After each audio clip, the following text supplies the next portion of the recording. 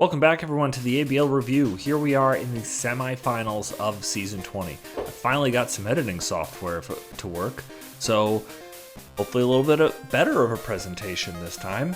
We're going to hop into the games. We're just going to talk about them all at once. We're not going to be splitting them up like north and south. We're just going to talk about the week's games. So let's hop into it.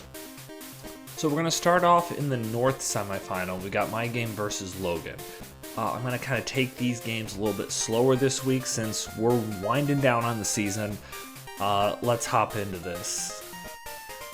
So we get this lead with Keldeo versus Clawitzer. So we had an issue. Logan forgot to pick his Terra captains. Surprise, surprise. We decided to restart. Now this actually led to a really interesting mind game turn one because he's like, oh, I forgot my Terra captains. At this point, we didn't even click our first moves. And at that point in time, when he messaged that, I was like, I was just looking up to see what the possible Terra types were. So that told me he's planning on terastallizing and clicking Terra Blast. Terra Fairy is an option for Clawitzer. So I should probably switch. But then it became this like elaborate thing where it's just like, okay, is he psyching me out? Does he know that I'm going to predict Terra Blast now? So he's going to make a different play. So that was a tough mind game to talk about turn one. But I ended up just flip turning here into this Spadef Skarmory. This Skarmory was here for Latios. I had Clear Amulet on it, so Luster Purge couldn't drop my special defense. And he couldn't just kind of power through me. So now that Skarmory's not here, this is a lot less valuable. So I figured I would use it to check Clawitzer. And he just flip turns out and goes into Ogre Pawn Hearthflame. Obviously this is a matchup I can't stay in on. Hard into Galarian Weezing. He knows I can't stay in on it, so he U-turns out. So a lot of switching, a lot of positioning early on here. I got really worried when Klefki came in because I'm always worried about Klefki throwing off Thunder Waves and stacking up spikes. It's always a problem. I considered going hard into Donphan here, but I'm just like, I want to see what he's going to do. So I went for this Flamethrower, just kind of see what the damage was like. Not very good. Trick Room goes up. Not something I was expecting to come out at all. I'm just going to keep doing this. Yeah, we get a little bit of damage on that Mudsdale. I do find out from that damage that he's not Spadef or Assault Vest. I definitely know that for sure. Pretty obvious that a Heavy Slam is going to come out here. So I'm going to go hard into the Skarmory. Something that this isn't designed to take on the Mudsdale, but it can take on most Mudsdales pretty well. But at this point in the battle, I've forgotten to check Terras. And he terastallizes, oh spoilers, into a Fire type and goes for a Terra Blast. Big hit there. Normally that wouldn't be too much of a problem because Skarmory is such a defensive beast, but like I said, I'm Spadef. This is a very offensive Mudsdale. I should have calced that that damage there. Not that it matters, because like I said, this Skarmory is kind of an accessory piece now. This really changes up how this matchup's going to work out. But it allows me to get up Stealth Rocks, which is great, because this Mudsdale is now a Fire type. This Ogre Pawn is going to be getting chipped. Everything's getting chipped now. I was happy with that trade. I'm going to go into Donphan. Donphan is still a Donphan, so it should be able to take these hits pretty well as the dimensions return to normal. Now Donphan's going to be faster than this Mudsdale. Nothing on his team is off of the ground. Nothing on his team resists ground. I'm going to get some good damage off. Pecharunt comes in, shockingly, and takes that Earthquake. That is not at all a defensive Pecharunt. That is max speed, no defense, so presumably special attack invested. That really took me by surprise, but he's just down. Even after the Black Sludge recovery, I'd have to get a min roll to not KO him here. I did get a max roll. This 84 is a max roll. So I got a max roll there. I just need to avoid a min roll to be able to KO this Pecharunt, and I get it. So pretty psyched about that. Clawitzer is going to come in. I think I just... Oh, no. So I go into... So I know he can't Terastallize now. That's a big thing. Dragon Pulse is the worst thing he could do to my Keldeo here. I'm going to bring it in, and I'm just going to start firing off Secret Swords. I don't need HP on this. He doesn't have any priority, so I'm just going to keep firing off Secret Swords. And I get rid of that. That's great. Ogre Pawn's going to come in. I know he can't be scarfed. He doesn't know I'm scarfed. I could stay in and do a bunch of damage to him, but Keldio's too good versus the remainder of the team. So I'm just going to go ahead and go into my counter, Galarian Weezing, as he U-turns again. Really kind of wish I had a Rocky Helmet on it. That would make my life a lot easier. Mudsdale's going to come back in. Now's the time to sack the Skarmory, so we can get a clean switch in to, I believe, our Keldeo after that, right? Yep. So just going to go ahead and fire off a Hydro Pump. Oh no, Flip Turn. Smart me. I'm going to switch out, bring in Tusk, and now I don't really care what he does. I'm going to make sure he's not able to set up a Trick Room. I'm just going to keep chipping him. With those rocks on all of his switches. Get that Klefki out of there. I think he actually did go for Trick Room because I was accidentally like down speed nature on Donphan here. So that kind of fucked me up. Because we'll see it come into play later. Ogerpon's going to come out. Now I'm super happy because at this point he is in range of a Secret Sword. So at this point I don't really care what happens, but I'm going to keep going into Galarian Weezing. That time he's going to go for the knockoff, so that way I can't just keep recovering his U-turn damage. So he's going to start chipping me a little bit. Carbink's going to come out, I believe, on a Sludge Bomb. Yeah, and not great damage, but I do get the poison, so that's pretty bad news for Carbink. He's not in a great spot. Gonna bring out this. Nothing to really block a Volt Switch now that Mudsdale is Fire type. A Volt Switch almost KO the Ogerpon, but Donphan's gonna be able to pick up the KO with an Ice Shard after that. At this point, like Average Tusk Donphan can actually clean up pretty well here. Gonna be able to KO the Mudsdale. And this is where my accidental min speed comes into play. I'm able to outslow the Carbink and pick up the KO. So that's like 4 KOs for Donphan. So this matchup was tough. I mean, I didn't expect him to not bring either dragon. And I brought Keldeo was a bad bring, honestly. Like, he's got 2 very offensive threats that Keldeo doesn't beat 1v1. And can actually switch in. It gives free switch-ins to some of his most threatening Pokemon. That's why I had Flip Turn. I had Scarf to be able to try to revenge some things that might get out of hand.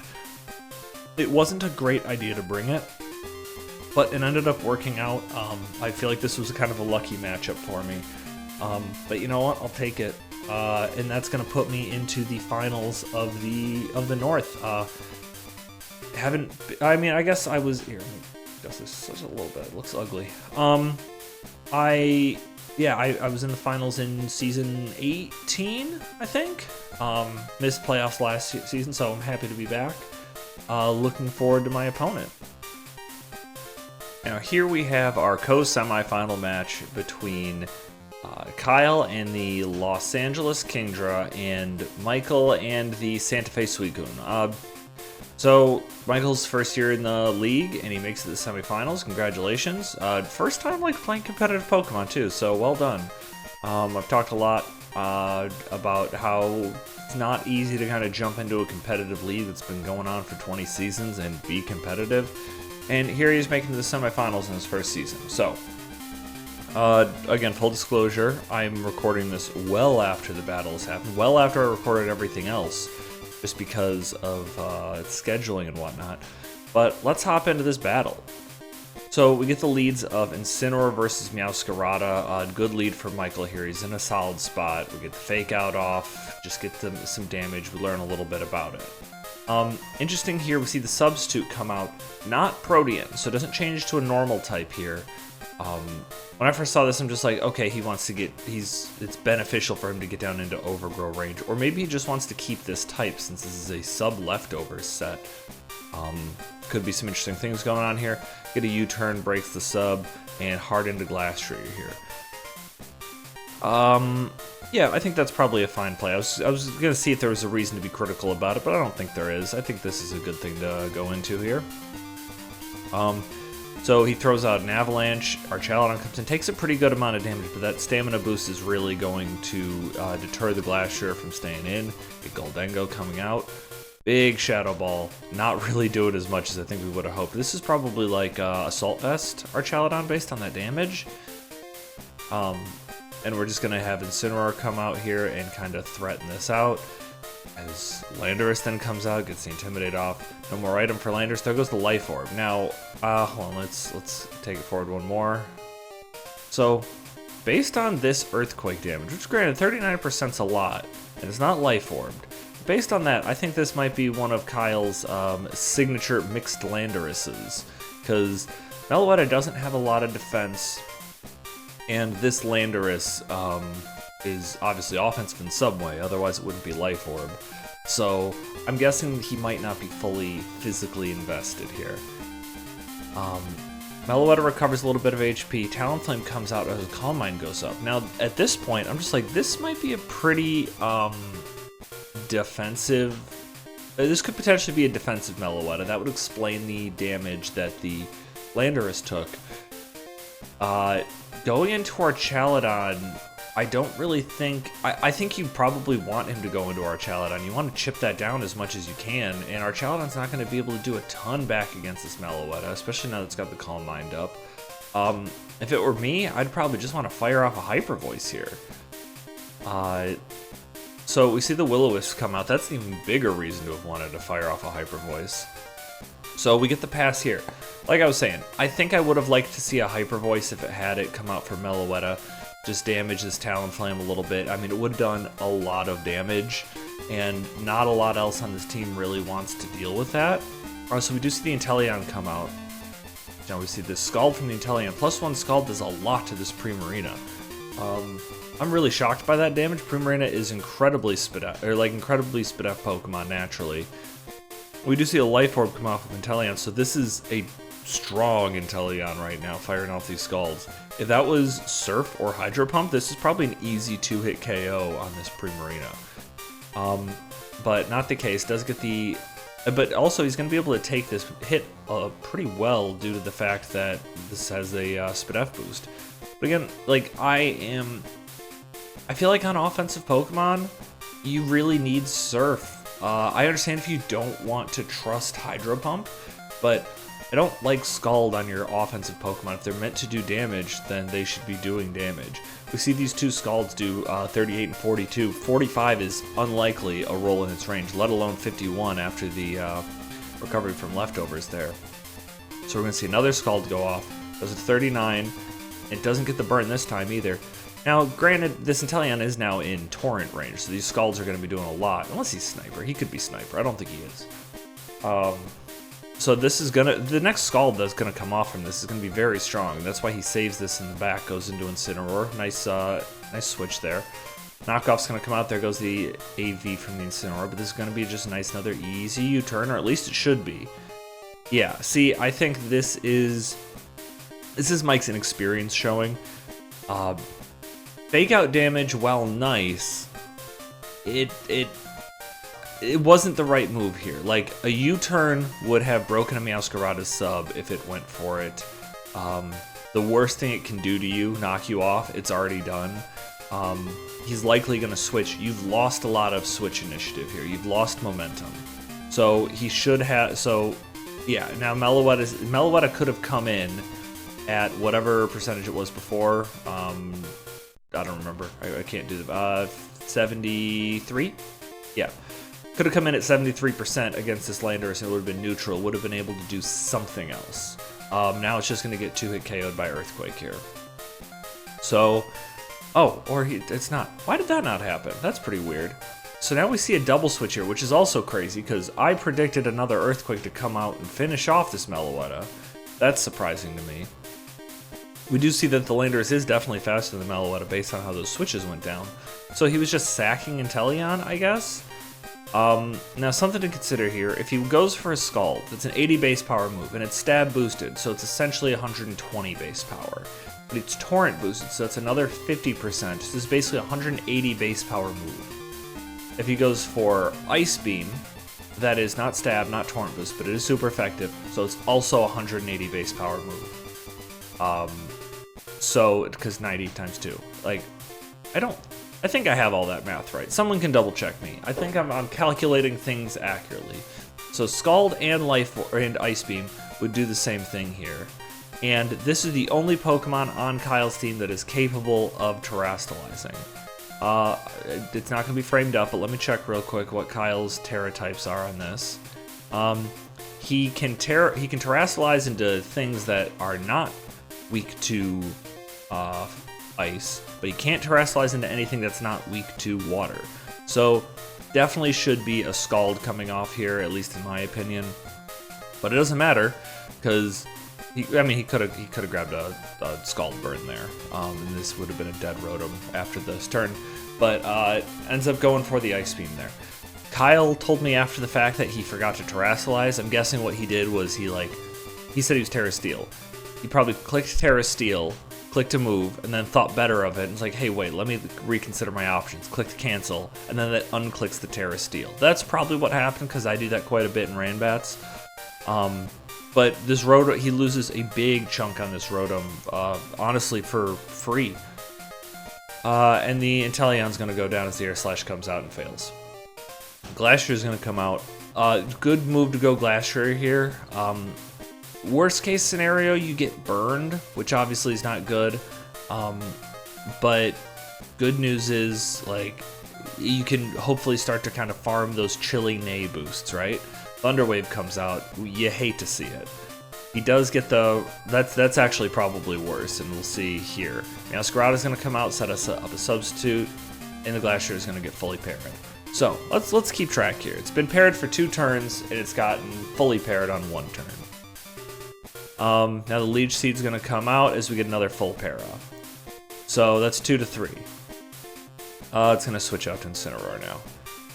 Now, yeah, important thing here, you can't get off and Intimidate while the substitute is up. The substitute blocks the Intimidate, and that's going to be something I'm going to talk about here later. Another knockoff, just getting some chip damage. Leech Seed's going to come out. I probably just would have hard U-turned there. It would have, especially now, that should be your play. Because he can't get as much recovery, and you can't lose as much HP if you're not actually getting Leech Seeded. So he would Leech Seed, this would have been a U-turn, definitely would have broken the sub, and then you'd get out of there, he wouldn't get the Leech Seed recovery, you wouldn't lose Leech Seed HP. That's what I think he should have done. So goes for the Flare Blitz there. This is gonna set him back a little bit, because now he should U-turn on this turn, so that way he can break the sub and get out of there, and he does. So now we're gonna go back to Glacier. Been paralyzed 2 out of 3 turns. And Substitute's going to go up. Para. 3 out of 4 turns. Leech Seed's going to come out. Gets the Avalanche off there now. 3 out of 5. And now he's going to hard switch out here. Now he gets off the Intimidate. See, so this is probably what he should be trying to do, is keep the Substitute down and get this Meowscarada so that way it is not... we're getting it as low in attack as we can so that we can bring in something a little bit more risky. I think that should be the goal. Another Substitute comes out. We should see a U-turn on this turn. Do we? Yes, we do. Perfect. That's what we should be doing. Go into Glacier. Now, what I would do is now hard switch back into Incineroar. You don't want to let him get a free Substitute. Because best case scenario here, Glacier goes for Avalanche, it breaks the Substitute, and it's lost, a little bit of HP from the Substitute, and it's not behind one. But you're still in the same boat where you're really just trying not to get paralyzed until this thing gets down to 24% before it can't make Substitutes anymore, which is a lot of Substitutes to go. So I would have gone hard into Incineroar right here. It gets off the other Avalanche. We're at 3 for 6. Another Substitute comes out, and Kyle can afford to do this. He's just fishing for him right now. 4 out of 7. Leech Seed's going to come out. 5 out of 8.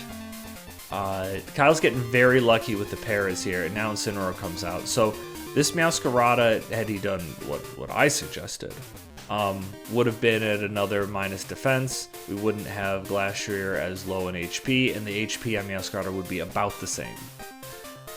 Knockoff's going to come out, doesn't do a lot of damage. And now hopefully we'll see a U-turn here. Yes, good. Now, Glacier is going to come out, and we're going to try the same thing. I forgot where we're at. I want to say we're at 5 out of 8. and now we're at 6 out of 9. Yeah, this is a mistake that Mike is making. He's not playing this the way he should be. He's losing a lot of HP. Now he is at least doubling, so we're not getting he's not getting as much recovery. Okay, so that's 6 out of 10. And keep in mind, paralysis is supposed to be 25%. There, now he finally got it. Now but it's kind of too little too late at this point. I think you probably would like to try to U-turn out and get in Goldengo on this turn, which we finally do, so that way we can actually threaten this Meowscarada. Force it out, there we go. That is about 10 to 15 turns later than it should have been, right? And it really sets this team back. I think that you see, like this, it's a mistake that you have to learn from. At this point, Kyle has weakened everything so far that it's going to be easy for him to kind of chip stuff down, even though he's behind. Also, let's talk about Great Tusk. Great Tusk should have come out here and clicked Rapid Spin and gotten faster than everything on the team. If he had Ice Spin or Rock Slide Earthquake, or Ice Spin or Rock Slide Fighting Move, right? And then Rapid Spin. He can actually do really well from this spot.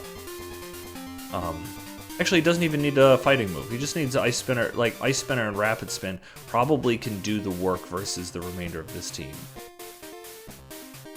Oh, close combat. That'll also do it. But at this point, since he's not fast enough, he's not going to be able to handle the things he needs to handle. He could be Scarf.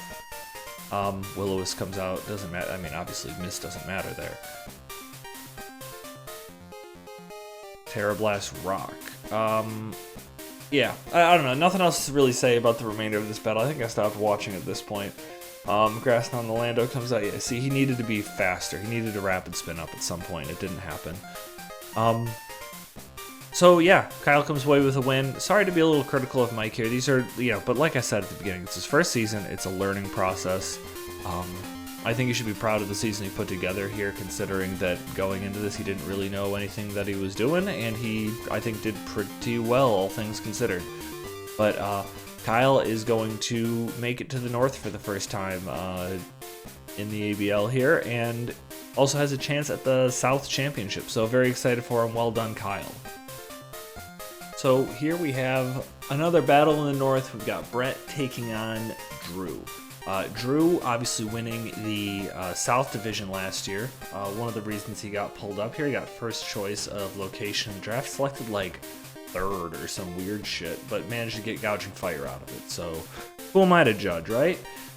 And then we've got Brett, reigning, defending, undisputed ABL champion coming out of season 19 with just a terribly terrifying team. Looking at this matchup here, I'd say you have two Pokemon here that are designed to try to counter Gouging Fire, and then you have one of those Pokemon pulling double duty to try to deal with Scizor. The matchup to watch, and it'll become very apparent at some point, is Azelf and Meowscarada. Let's hop into it and see how that goes. Oh boy, I'm on fast. I don't want to be on fast. So I'm going to open up with Colossal, getting up Stealth Rocks as he eats a Thunderbolt here from Thundurus, and go hard into Crocodile on the next Thunderbolt, and hits a Scarf Stone Edge. I'm curious how this battle would have gone. Probably not too differently, because I don't know that Thundurus hits the field too much after this, but man, if that crit there, and Thundurus goes down early, I'm interested to see how the rest of the battle goes. Probably not too differently, but I do think having pieces off the board definitely can make people play in a different way. I'm going to see you turn onto Crocodile, just do a little bit of damage, but he's going to go right out into Quaquaval. This Crocodile has showed off that it's Choice Scarf. Can't switch moves into something that can KO this Quaquaval. And I think that's something Drew may have wanted to reconsider, is Ghost was a possible terrestrialization type on this Colossal, and it would have made a difference here because he would have been able to hard switch into Quaquaval and block a Rapid Spin potentially.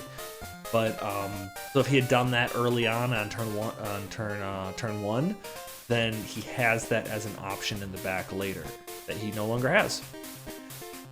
And he's going to go hard into Quillfish here. Really good counter to Quaquaval. It is going to get rapid spun on, but it's not really going to take much damage. I should recover a little bit too. It gets the leftovers knocked off and throws out a Thunder Wave on Quaquaval. That is going to limit this, but based on the calcs I was doing during the battle, this seemed like a more defensive kind of support-ish Quaquaval. That's kind of supported by its moveset. You see it's kind of slow here. Gonna get U-turned on there. Flip turn back, and we have Crocolore come out versus the Scizor. Obviously not a good matchup. This Scizor is going to have to leave, and it hard switches into Colossal here, and the Fire Spin comes out. Now this is where I think Drew makes a mistake. Again, this is early on in the game, and I think it's a small mistake, but I do think that this is something he must not have thought of. He might have also been a different Terra type, but I like Terra Ghost is good in this matchup for a couple of reasons. I'll show you why here. Because I don't blame him for not terrestrializing here on this first turn, because it's not like a big deal that he's out, right? But once the Mud Slap comes out, that's doing 16. That's not very much because this is a weak Pokemon, but it is 4x effective here. So if he Terra's Ghost, it's doing 4%. He's actually recovering damage after the leftovers. Granted, he is still losing some to Fire Spin, but his survivability goes up dramatically.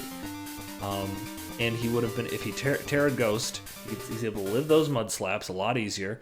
He's able to get up Stealth Rocks, and then also he would have been able to leave because Ghosts can't be trapped. He gets up a Stealth Rock here, and after a second Mud Slap hits and does 17% damage that time, he's going to actually manage to hit a Will-O-Wisp, which I think is like 51% accurate at this point. That's how the math works out. And he is going to go down to that last Mud Slap. So I think maybe a little bit of an error from Drew there, but, you know, not a big deal. Smart U-turn here by Drew, just keeping momentum up. Crocodile's going to come in, and it's obviously going to scare the Slowking out. I think probably what would have changed in retrospect is you would have seen a lot more Earthquakes from Crocodile come out if that Thundurus went down turn 1, because now everything's off the ground. Or, yeah, everything's on the ground now. There's another Rapid Spin, and that takes out Quaquaval. Now the Spinner's gone from Brett, but also the Rocker's gone from Colossal, so he won't be winning the Hazard Exchange. Next we've got Galarian Slowking's going to come out. Obviously that's going to be kind of showing Flamethrower there, right? And then Gouging Fire is going to be able to come into 4x resist that. Crocolore is a great check to this, because this thing can't set up against it. You're actually going to see soon how much damage it does. The Pilotron's a really nice backup check to it as well, because of just the general bulkiness and then also thick fat, so it's actually not taking super effective damage if it goes for a Heat Crash or something. So, thing to keep in mind there. Crocolore is going to come out. You're going to see it take 21 from the Earthquake, but then 6 from the Fire Spin. So it is taking about a quarter, just a little over a quarter, if it comes in on every time it takes an Earthquake here. That is enough to kind of keep it threatened, but this does show off a very bulky Gouging Fire as opposed to an offensive one. As an offensive one, we're probably looking more in like the 30%-ish range. And I think that would have made a difference here, because this would be a lot lower. This Crocolore would be a lot lower. Probably couldn't afford to go for a Yawn there.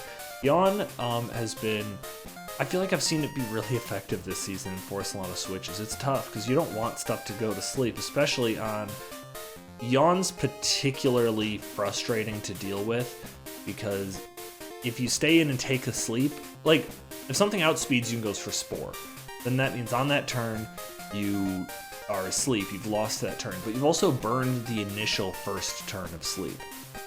With a Yawn, yes, it's avoidable, but you do another attack and then you go to sleep, and you have to burn your like initial turn that you can't possibly wake up on, and then you have a 1 in 3 chance of waking up after that. It's really, it can be crippling, and we've seen Crocolore use that a lot here. And then he's going to trap this Quillfish and just kind of slowly whittle it down.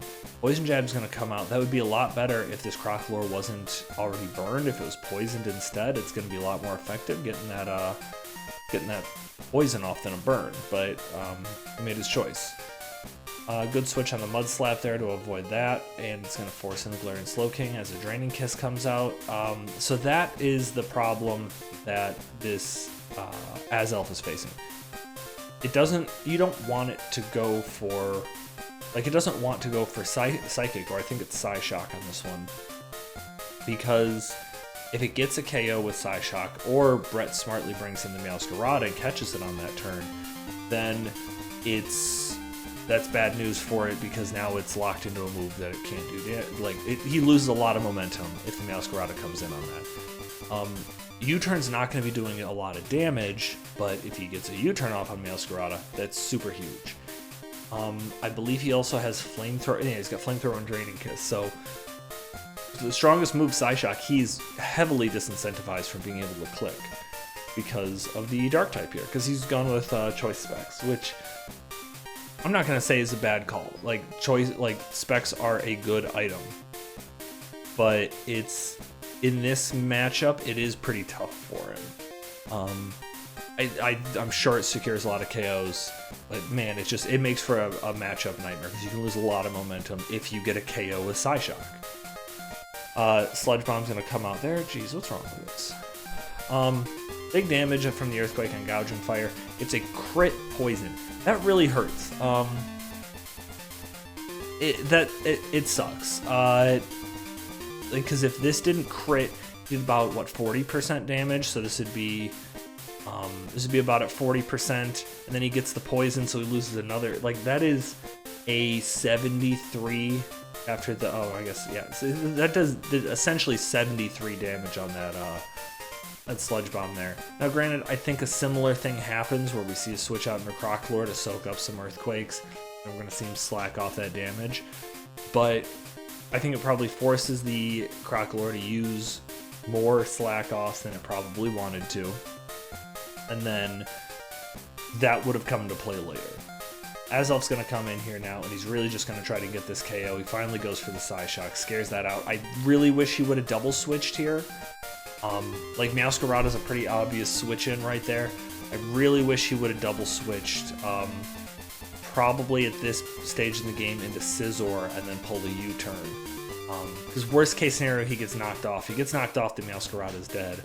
More likely, it's going to be a switch into Crocalor. He can really pull. I think Drew needed to pull a double switch there. I think that was really important for him to do, and he missed that opportunity. And now, like I said, he's going to fall behind here. Quillfish is going to come in on this knockoff. It already had its item knocked off, and that was intimidated, but Flower Trick is going to crit through that and take out the Quillfish. Scizor is going to come in. That's the situation he could have had if he pulled the double switch. Going to be able to U-turn there, kill the Thundurus, and that could have opened up the Crocodile right here, like we were talking about. Scizor is going to come in, dodge this Icicle Crash. I don't think that matters too much. Gets good damage off on the Bullet Punch. I think that's good. The Earthquake come out on that side. Another U-turn. He's going to go into Azelf, trying to stay above the Earthquake there. Does pull it off. And Brett's just going to get some chip damage with Ice Shards. We get a Flamethrower to come out here. That's going to invite in the Meowscarada, which he's going to be able to knock off. Oh, or U-turn there. Could have gone a little bit more aggressive with the knockoff, I think. I don't know if we ever see this Scizor's item. U-turn there, not doing as much damage as I think that Drew would have hoped. And because that's doing less than Regenerator damage. So he's got, Drew has to hopefully bring in a Pokemon on Galarian Slowking. Granted, he doesn't need HP on Crocodile unless that Meowscarada reveals Sucker Punch late in the game, which I don't recall if it does. But I think that's kind of a big thing. Getting the U-turn there is good, but this is overall a gain in momentum and HP for this Galarian Slowking. So we're going to see the knockoff come out. Now the Galarian Slowking's down. Now this looks pretty good for Drew because he's up 2-3 late in the game, but that Meowscarada is at full HP. You don't have anything that can one-hit KO it, with the exception of Azelf. That means it needs to catch it on a switch, which is just unlikely to happen. I'm guessing there's, Crocodile probably has Gunk Shot or something. That is probably your best bet to do it, because Scizor is now too weak to be able to take a hit. This is a really good position for Meowscarada to be in. It can essentially clean up once the Crocodile's gone.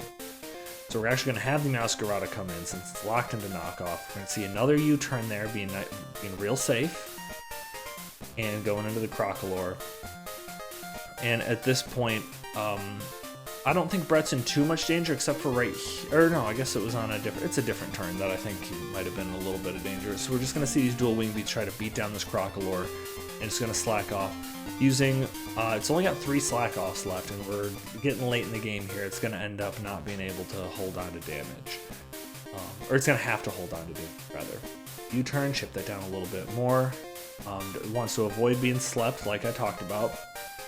So now, this is an interesting scenario here, because, like we talked about, Crocodile doesn't need HP to be effective, unless there's Sucker Punch on Meowscarada, which I don't believe ever gets showed off. And now it's going to go for the knockoff, which really opens up some stuff here. That means, so knockoff does 1.5 times more damage if it's holding an item. Now that it's not holding the Eviolite, it's going to do 1.5, or it's going to do, what, 0.66 as much damage as this, but it doesn't have the Eviolite, so really it balances out. So you can expect the next hit to also do around 32%. And it goes for the Fire Spin here, brings this Crocodile down real low. So at this point, Brett is Brett's kind of risking a potential crit here. If he gets crit on this incoming knockoff, then that's probably the game for Brett, but that's, you know, that's a risk he's going to take. I guess it would also come down to if he gets crit and this Crocodile has Gunk Shot, then maybe it's a problem. But he doesn't get crit there, able to hang on, get that other slack off up. Almost faint here. He's going to use his last slack off to stay as healthy as possible, and the Crocodile is going to go down to the Fire Spin. Crocolore really putting in a lot of work in this match, able to take on so many physical attackers, despite the type matchup, you know, what's the word, disadvantage. Azelf's going to come in. This is kind of a 50-50, like, if Azelf, is just going to try to KO this. If he got the Psyshock, then, like, it was a Hail Mary. Like, that was playing to the choke. If Brett switches for whatever reason into Meowscarada, that's a KO for Azelf, and Drew can then win. But if the Meowscarada doesn't come in there, that, like, as what happens, this is what we see. We see the Fire Spin go off here, KO the Scizor, and then we see the rest of the battle go as it does.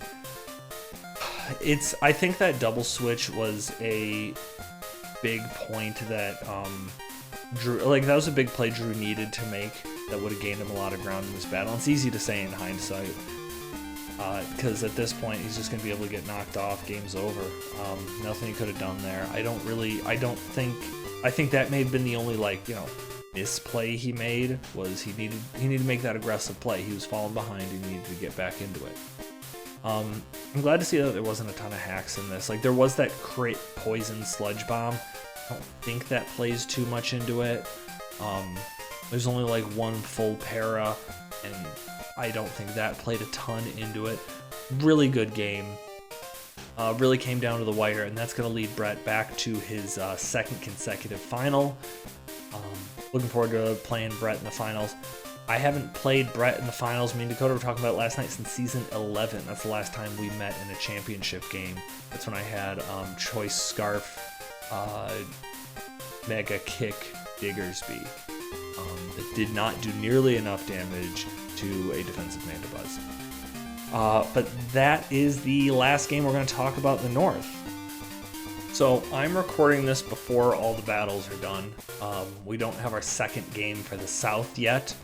But I'm just going to say this is the marquee match of the week. Marquee match of the week. Now we have a theme. This is a really good game. Really close game, comes down to the wire, just like the other one in the North did. But I do think the winner is up for debate here late in the game, at least. So that's why I'm going to call this marquee match of the week, unless Kyle and Michael's game absolutely blows us out of the water, in which case this isn't the last video, or this isn't the last battle you're seeing in the video, so you probably already know that. Let's hop into this. Let me put this back on normal. So we get this Arcanine lead versus the Cinderace. Gonna hard switch out. Come to Cresselia. Flare Blitz comes off. It does a decent amount of damage. It's a Cresselia though, so mostly is able to shake that off. Thunder Wave hits the Zapdos. It's good scouting by Dakota. He's seen this Cresselia Thunder Wave so many things this season. He's sick of it. He's just going to make sure he doesn't get Thunder Waved. So well done there. And then he's actually going to try to get a paralysis of his own. Doesn't work out. Takes a little bit of damage from that Moonblast. I did a lot of digging to try to figure out what this Zapdos' moveset is. And was unable to find out. It is definitely has some special attack investment, some defense investment. I don't think much, if any, speed investment, but that's basically where I landed. This is, I believe, a big mistake that Darren makes here. Dakota's big threat most of the season has been Latios. You don't want to let this thing be able to click Luster Purge. Having just planned for a Latios, you really want to be in a position where it doesn't get to click Luster Purge. And you took away your Dark type. I think that's a mistake. Dakota has run Scarf a lot this season. Now he can afford to kill stuff with Luster Purge now because it's harder to revenge kill him. Plus your Lottie answer, because from the calcs I could do, this is a very bulky, I think, banded Brute Bonnet. So yeah, this is your revenge killer, but you kind of probably want to save a surprise Terra for later in the game. I don't like the Rock Terra. I'm not really sure what that was for. I guess it was used to dodge a Hurricane here potentially, but I don't think that was worth that interaction. I think that does so much damage. That's a resist into, obviously it's banded then. But anyways, I don't think it was a good idea to lose your Dark type on your team, personally. Corviknight's going to come out on this Decidueye, not take too bad a damage. Zapdos is going to come out on a Roost, but this is obviously going to force you out, and you don't have a ground type to deal with the Zapdos. So you're risking paralysis, and honestly, pretty big damage. Just based on that damage, this Zapdos has over 100 special attack EVs, just based on what I was able to tell. Arcanine's going to come back out. This time he goes for the Gunk Shot. Pretty good damage considering that's -1 defense. And he does manage to get the poison too, and the Flare Blitz is going to take out this rabbit here. But this Arcanine's also now going to be on very low HP. Cresselia's going to come out, and it's not the Cresselia though. He tricked me. I shouldn't have been tricked, because Cresselia already took damage earlier in the battle, but I fell for it just now. Turns out it's the Hisuian Zoroark. Latios is going to come out and go ahead and drop this Draco. Barely hangs on here. So it's definitely not Specs damage, presumably Scarf then. And you're paralyzed on very low HP. The fact that this is your Lottie counter it should make you concerned at this point, right?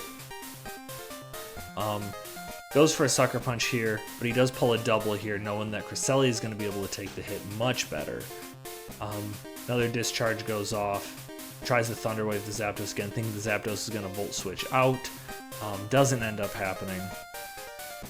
We're going to see another Discharge come out. Finally gets the Para as a Lunar Dance goes off. So Lunar Dance, not a move that a lot of people see, just for newbies who might not have seen that before. It functions a lot like the move Healing Wish. I think the only difference is Lunar Dance also restores PP of the Pokemon that comes in. Won't really come to effect too much here. But the Brute Bonnet's going to come back in. It also heals the status conditions. This Brute Bonnet's back up to full, which is going to increase its usability, right? It's going to get Volt Switch on for a decent chunk of damage. Bisharp's going to come out on another Terra Blast. Decently took that. This still is doing a lot of damage for an Eviolite Pokemon that resists that move. That's a surprising amount of damage to me. Corviknight's going to come out here and take on the Bisharp.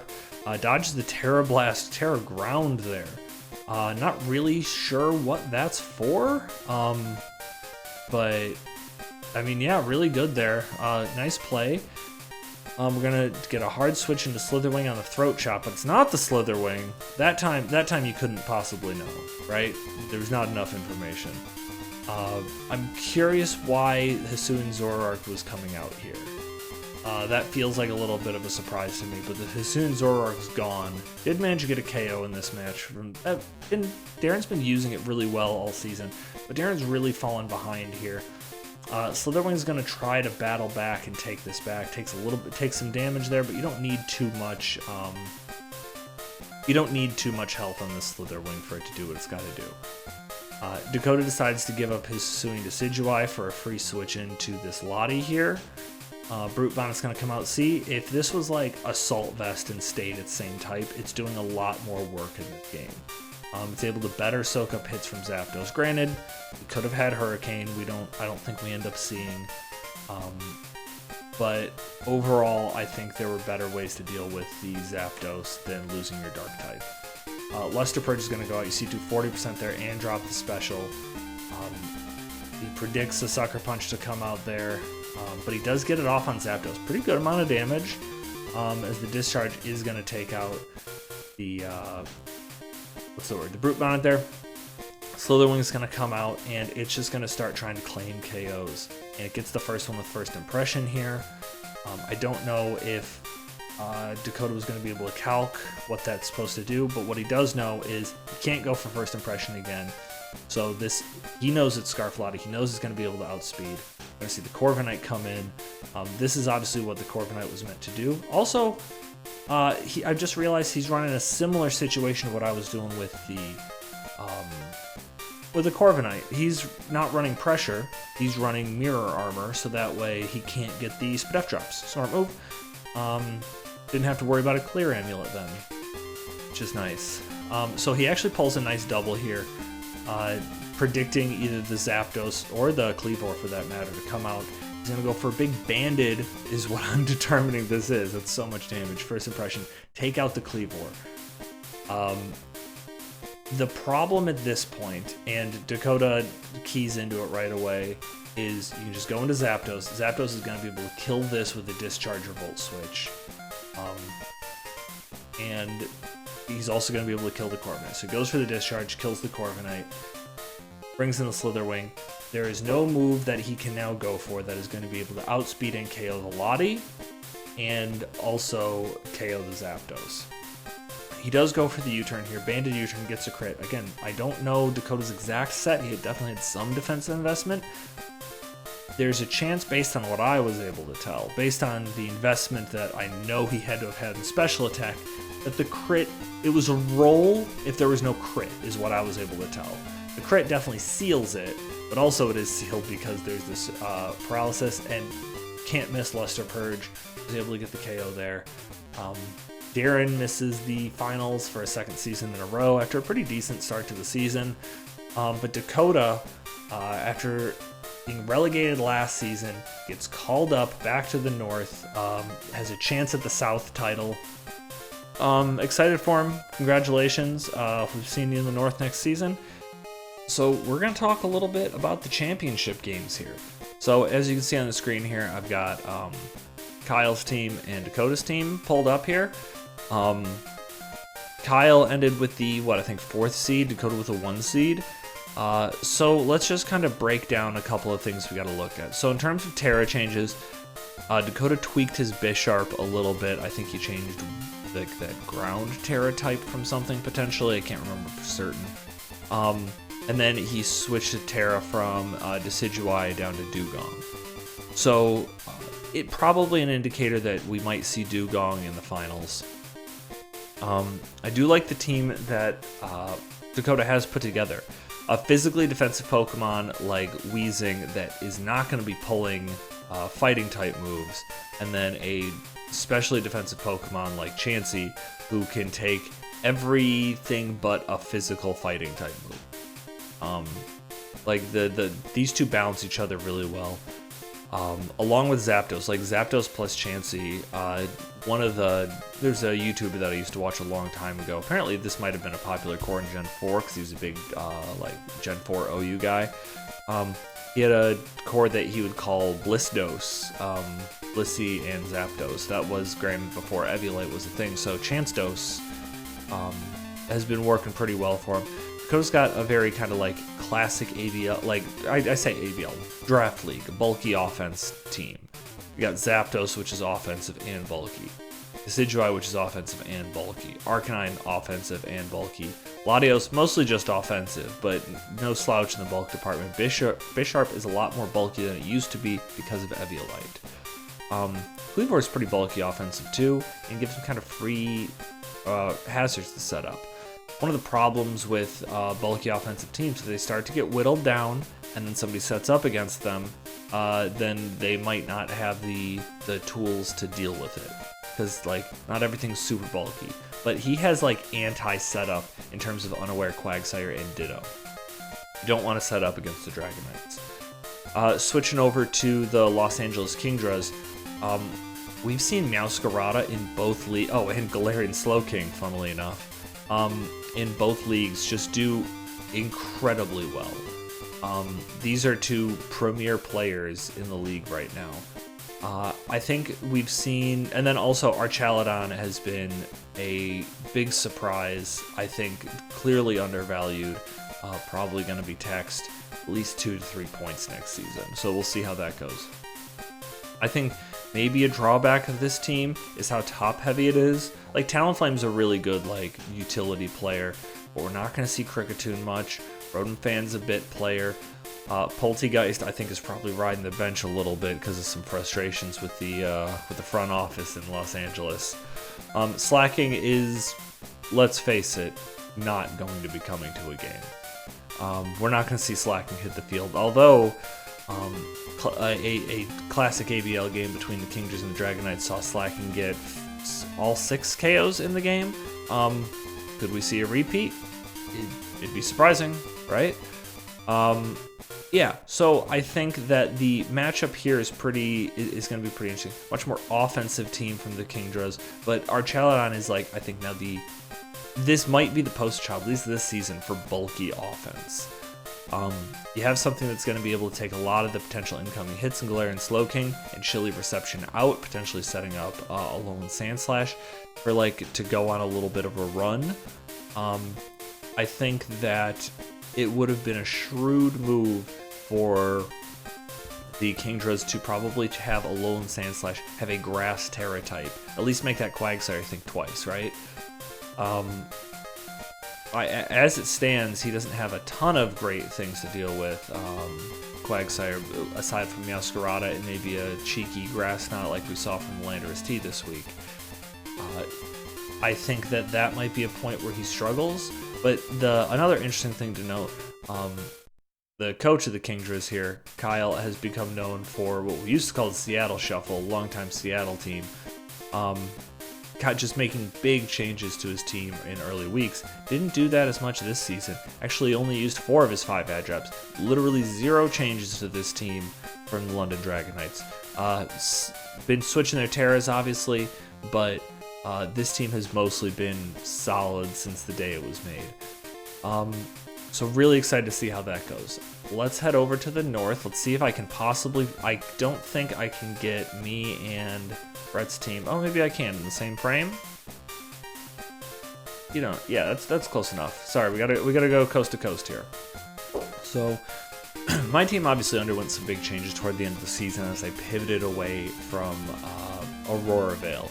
I was really excited at the idea of kind of setup spam behind screens, and I just don't think that is, after experimenting with it, I just don't think it's that viable of an option in Draft League. Raging Bolt was something I was super excited to use, and I've been a little bit, my expectations have been tempered on it.